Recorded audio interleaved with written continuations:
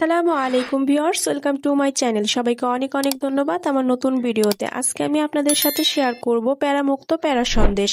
আমরা জানি প্যারা সন্দেশ মানে সুস্বাদু এবং প্যারাযুক্ত সন্দেশ, তবে আমি আজকে আপনাদের সাথে শুধুমাত্র একটি উপকরণ দিয়ে খুবই ইজিভাবে প্যারামুক্ত প্যারা সন্দেশ তৈরি করে দেখাবো।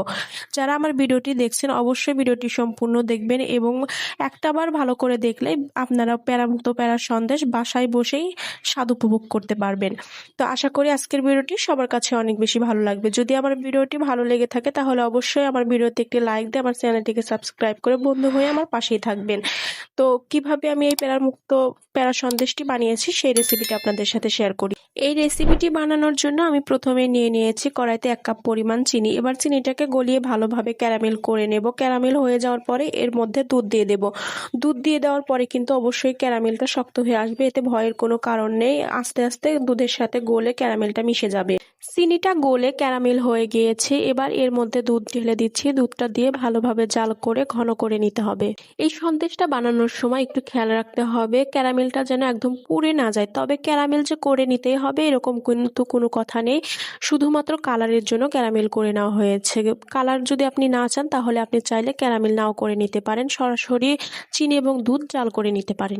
তবে প্যারা সন্দেশের কালারটা যেহেতু একটু লালচে হয়ে থাকে সেজন্যই আমি ক্যারামেল করে নিয়েছি, যেন কালারটা এক্স্যাক্টলি একই রকম আসে। দুধটা জাল দিতে দিতে যখন এরকম ঘন হয়ে আসবে এর মধ্যে দিয়ে দিচ্ছি 1/2 কাপ পরিমাণ গুঁড়ো দুধ এবং 1/4 কাপ পরিমাণ চিনি এবং সামান্য একটু লবণ। যারা মিষ্টি খাবারে লবণ খেতে পছন্দ করেন তারা দেবেন, আর যারা মিষ্টি খাবারে লবণ খেতে পছন্দ করেন না তারা দেবেন না। আর সামান্য একটু দিয়ে দিতে হবে এলাচ পাউডার। আমি এলাচ পাউডার দিয়েছিলাম, যেটা ভিডিও করতে ভুলে গিয়েছি। সামান্য একটু এলাচ পাউডার দিলে গন্ধটা ভালো আসে। যদি আপনাদের কাছে এলাচ পাউডার না থাকে তাহলে 2টা আমান এলাচ দিয়ে দেবেন, এতে করে ফ্লেভারটা ভালো আসবে। মিষ্টি খাবারে এলাচ গুঁড়ো অথবা আমান এলাচ না দিলে মিষ্টি খাবারের গন্ধটা ভালো আসে না। দুধটা জাল দিতে দিতে বেশ ঘন হয়ে এসেছে। যখন দুধ এরকম ঘন হয়ে আসবে এ পর্যায়ে দিয়ে দিতে হবে তেল অথবা ঘি। 2বার করে দিতে হবে। একবার দেওয়ার পরে ভালোভাবে মিশিয়ে নিয়ে এরপরে আরো একবার তেল অথবা ঘি দিয়ে ভালো করে মিশিয়ে নিতে হবে, এতে করে যখন আমরা সন্দেশ বানাবো তখন হাতের সাথে লেগে যাবে না। তেল অথবা ঘি সন্দেশের ব্যাটারের সাথে যখন পুরোপুরি মিশে যাবে এ পর্যায়ে চুলার আঁচটাকে বন্ধ করে কিছু সময়ের জন্য ঠান্ডা করে নিতে হবে। তবে একেবারে ঠান্ডা করা যাবে না, গরমটা হাতে সহ্য হয়। এ পর্যায়ে নামিয়ে নিয়ে সন্দেশের শেপ দিয়ে নিতে হবে। একেবারে ঠান্ডা হলে সন্দেশের শেপ দেওয়া যাবে না।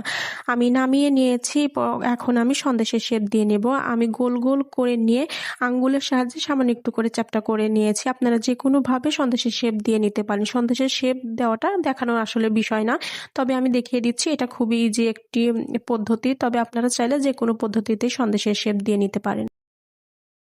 হয়ে গেল আমার প্যারামুক্ত প্যারা সন্দেশ। কে কে আমার এই ভিডিওটি সম্পূর্ণ দেখেছেন অবশ্যই কমেন্ট করে জানিয়ে যাবেন। আর আমার ভিডিওটি যদি ভালো লেগে থাকে তাহলে অবশ্যই ভিডিওতে একটি লাইক দিয়ে আমার চ্যানেলটিকে সাবস্ক্রাইব করে বেল বাটনে ক্লিক করে রাখবেন, তাহলে আমার ভিডিও ছাড়ার সাথে সাথে সবার প্রথমে আপনার কাছে যাবেন। অবশ্যই আপনার মূল্যবান মতামত কমেন্টে জানিয়ে যাবেন এবং বন্ধু হয়ে আমার পাশেই থাকবেন। আজকের মতো ভিডিও এখানেই শেষ করছি। সকলেই ভালো থাকবেন, সুস্থ থাকবেন। আসসালামু আলাইকুম।